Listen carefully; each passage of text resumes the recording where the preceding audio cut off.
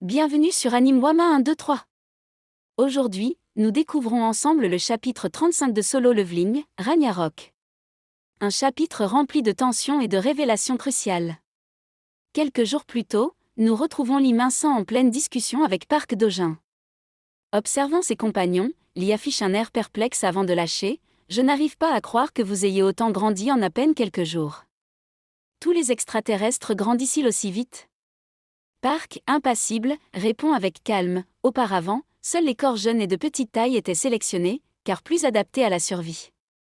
Puisque les fragments retrouvent leur force en s'unissant, il n'y avait pas lieu de se soucier de l'apparence. » Lee plisse les yeux, intrigué par cette explication, puis change de sujet. « D'où vient ce nom de Park Do-jin ? D'ailleurs, quel genre de plan vous oblige à devenir chasseur ?»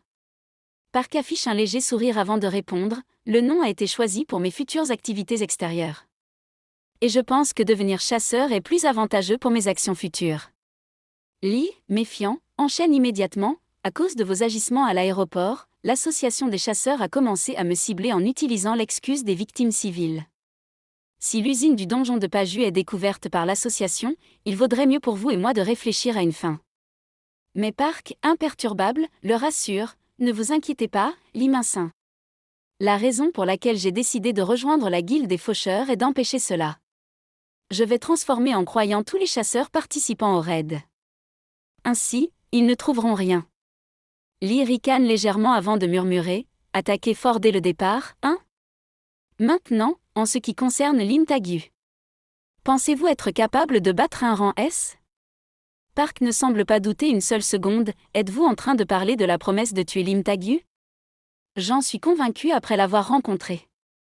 Si je combats un rang S aujourd'hui ? » Lee sourit alors d'un air malicieux avant de déclarer « Ce n'est pas grave si vous mourrez ensemble, alors tenez parole. » Pendant ce temps, le président de l'association des chasseurs analyse la situation, Lee Min-san et la poussière d'étoiles.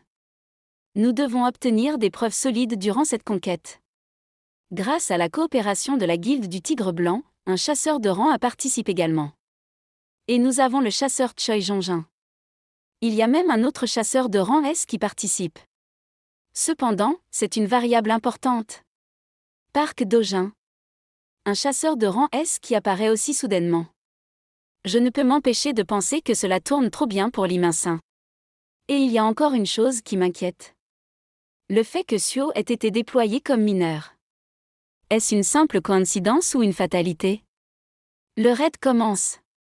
Un chasseur en difficulté crie « Attaquez !» Je ne pourrai pas tenir très longtemps.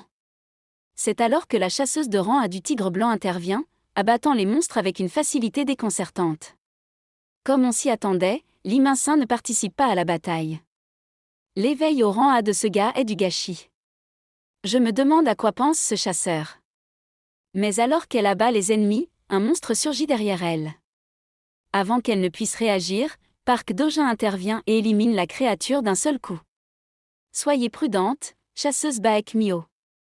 Sous le choc, Baek observe Park Do-jin et murmure. Il a tué une salamandre en un seul coup et sans le moindre effort. Chasseur Park Do-jin. Vu qu'il portait une tenue décontractée en raid, je pensais qu'il n'était qu'un gosse malgré son rang S. Je suppose que les rangs S sont d'un tout autre niveau. Elle regarde autour d'elle avant d'ajouter « Avec ça, je pense que tout est réglé ici. » Ça s'est fini plus vite que prévu. Mais je trouve que le donjon de Paju a trop peu de monstres. Lee Min-san intervient alors. Vous trouvez, chasseuse Mio ? Tous les donjons de type ouvert appartenant à notre guilde sont soumis à une chasse régulière pour contrôler la population des bêtes démoniaques. Il n'y a donc absolument aucune menace pour les civils. Baek, sceptique, rétorque. Une chasse régulière ? La plupart du temps, les guildes ne se soucient pas de ça, vu qu'il n'y a pas besoin de rentrer dans un donjon tous les jours. Il y a définitivement un truc pas net ici. Lee esquisse un sourire et désigne une direction. Très bien. La salle du boss est par là. Peu importe à quel point tu t'acharnes, tu ne trouveras rien pour m'incriminer. Mais dans l'ombre, des démons murmurent. Quel dommage. Perdre une occasion pareille. Je n'arrive pas à croire que nous ne pouvons pas rencontrer l'apôtre alors qu'il est ici. Nous pourrions faire tellement de poussière d'étoiles avec tout ce temps que nous perdons.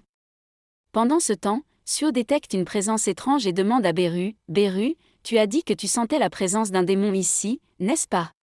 Beru confirme immédiatement, c'est exact, jeune maître.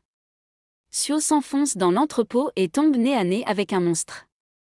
L'un d'eux, surpris, chuchote, qui est-ce? Sans attendre, Suo attaque avec une vitesse fulgurante, décapitant l'ennemi en un instant. Beru, impressionné, sourit, jeune maître. Dire que vous avez envoyé valser la tête d'un démon avec une seule attaque. Je suppose que la quête journalière avec ce satané croco est payante. Suo serre les poings et déclare avec gravité, ces gens n'ont pas l'esprit clair. Le donjon de Paju a vraiment une usine de poussière d'étoiles. Un démon portant un masque noir le remarque et se réjouit. Je ne m'attendais pas à ce que la personne mentionnée par l'apôtre et qui entrave nos plans grandioses, viendrait ici. C'est merveilleux. Tu vas devenir un fantastique présent pour l'apôtre. Et soudain, le démon commence à se transformer. La suite dans un prochain épisode sur Anime Wama 1, 2, 3.